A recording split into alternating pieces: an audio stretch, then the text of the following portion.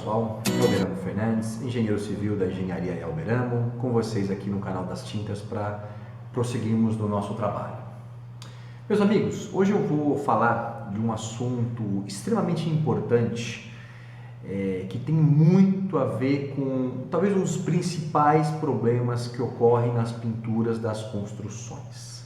Ou seja, todo mundo, ou quase a maioria dos pintores, dos construtores, eles se deparam com aquelas microfissuras, aquele mapeamento que ocorre nas paredes do reboco, principalmente nos rebocos externos.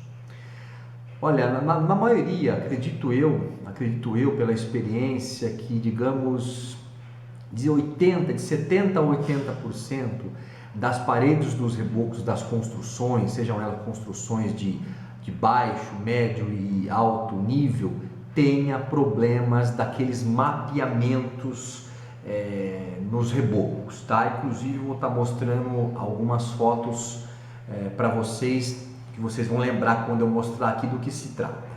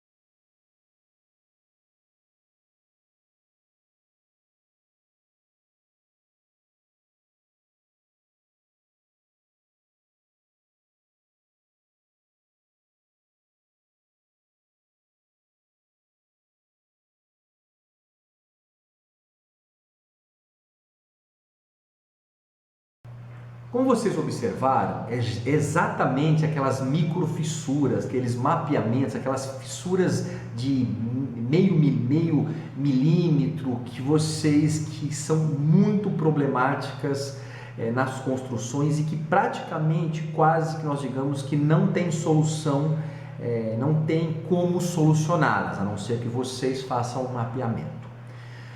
Pessoal, vamos lá, eu vou falar aqui para vocês as três principais causas desse problema. Bem resumidamente, tá? Futuramente, pessoal, eu vou fazer um vídeo mais elaborado, vou fazer um vídeo mais extenso falando exatamente sobre essa patologia.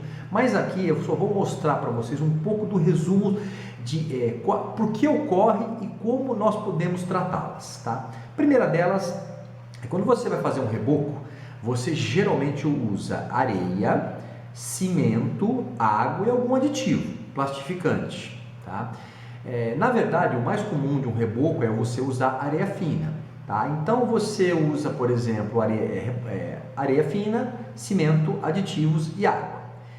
Principalmente, o que acontece? Na maioria, uma das principais causas é que na hora de fazer o seu traço, o pedreiro usa um pouquinho mais de cimento, tá? Você acaba usando um pouquinho mais de cimento do que necessita. E esse cimento, por ser rígido, por ser um material extremamente propenso, fino, né, no sol, ele acaba, quando houver a incidência de sol, ocorre uma maior evaporação da água e ocorre uma fissuração, porque o cimento ele é muito fino e ele tem uma secagem muito rápida, ou seja, por ter excesso de cimento, acaba ocorrendo aquele mapeamento, tá?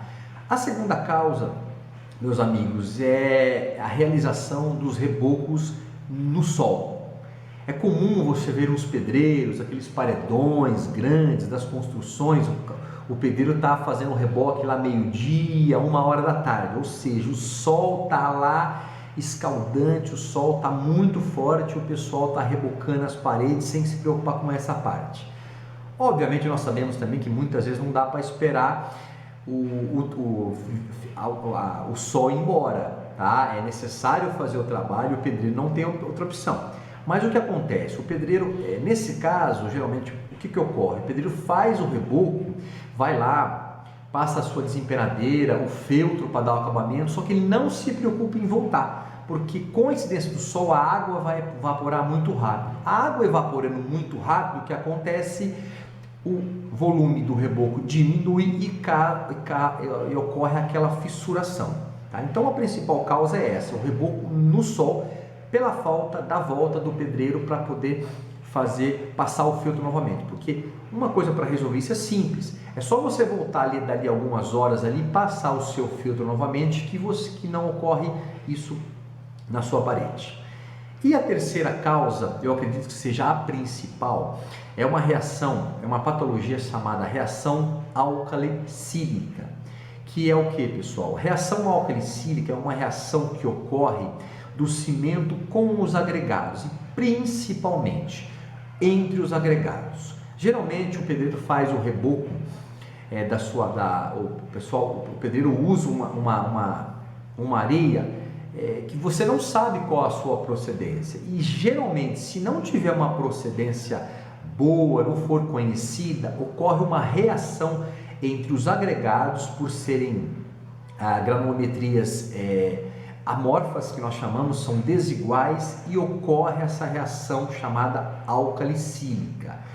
Essa é uma reação muito comum que poucos conhecem, pessoal, que eu vou exemplificar para vocês com mais detalhes no próximo vídeo, ok? Então, vocês não esqueçam disso, reação álcalicílica, que também é muito comum que ocorra nos concretos. Então, pessoal, definimos para vocês aqui três fatores que desencadeiam aqueles nossos mapeamentos nas paredes, tá certo? Bom, como correção, é muito comum na hora de pintar a sua parede o pessoal começar passar massa acrílica em todas aquelas fissuras para esconder essas dilatações. Bom, o que acontece, esse é um caminho até interessante, mas o que acontece, quando você passa aquelas massas, você geralmente não tira aqueles resquícios, aqueles resíduos que ficou do lixamento. E o que acontece? Novamente você, além da fissura, você novamente ganha um outro problema, que é a falta de lixamento daquela trinca. O mais indicado, pessoal, hoje, é você usar tintas elastoméricas, tintas da linha fachada. Existem alguns fabricantes que disponibilizam essas tintas numa versão fosca e acetinada, oferecendo o quê? Que essas tintas elas dilatam até 0,2 milímetros e acabam escondendo essas microfissuras. Eu já usei essas tintas, pessoal, mas elas realmente atendem microfissuras. Se a fissura passar de 0,2 milímetros, você praticamente perde a sua eficácia, tá? E uma terceira solução a ser usada é o emprego de texturas, onde você vai esconder, ou vai mapear totalmente esse mapeamento. Logicamente, uma solução mais cara, uma solução que envolve custos não são baixos, mas que resolve o problema em definitivo. Tá certo, pessoal? Então, são duas as formas de corrigir aquele mapeamento. Ou você usa tintas elastoméricas, principalmente foscas, ou você usa uma textura. Outras soluções não resolvem, pessoal. Não adianta querer usar tintas que não são apropriadas, fazer o lixamento, não resolve. Essas microfissuras elas vão acompanhar o reboco durante toda a vida daquela parede. Ou seja, uma vez fissurada, praticamente ela sempre vai ocorrer aquele problema. Tá certo? Volto a falar, com um outro vídeo mais adiante eu vou exemplificar em detalhes quais os tipos de trincas. Eu apenas falei aqui das trincas, desse tipo de trinca que ocorre nos rebocos, nós chamamos de mapeamento, tá? Nós vamos, em outro vídeo, volto a dizer, nós vamos qualificar quais são as trincas de recalque, as trincas de dilatação, outros tipos de trinca. Nós falamos apenas aqui trincas de mapeamento dos nossos rebocos, que tem a ver, muito a ver com as nossas pinturas, tá certo? E que ocasionam muitos problemas para os pintores na hora da solução. Tá bom, pessoal? Mais uma vez, se inscrevam, pessoal. Não esqueçam de se inscrever, meus amigos. Deixa um like lá, participe para que a gente possa cada vez crescer mais aqui no nosso canal, tá certo? Pessoal, muito obrigado, grande abraço e até a próxima.